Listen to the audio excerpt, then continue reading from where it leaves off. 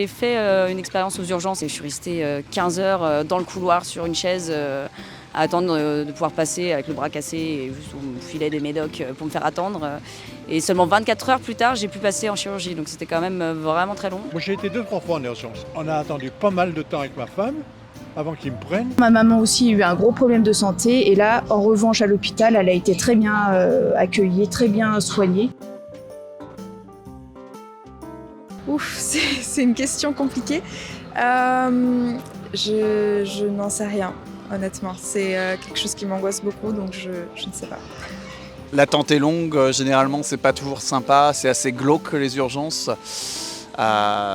Je vois pas comme ça, à part mettre un peu de divertissement, télévision ou lecture hormis ça. Généralement, les personnes âgées, elles attendent dans les salles d'attente parce qu'elles se plaignent très très peu. Les personnes âgées ne se plaignent pas. Et souvent, il y a des décès comme ça. Parce que c'est de plus en plus, c'est difficile d'aller en urgence.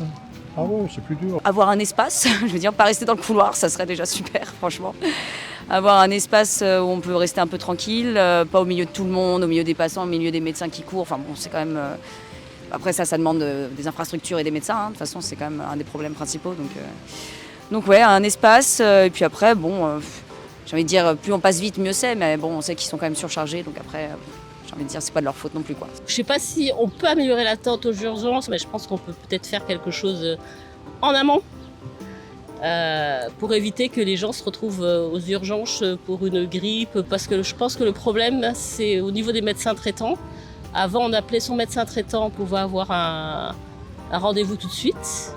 Aujourd'hui, faut attendre une semaine.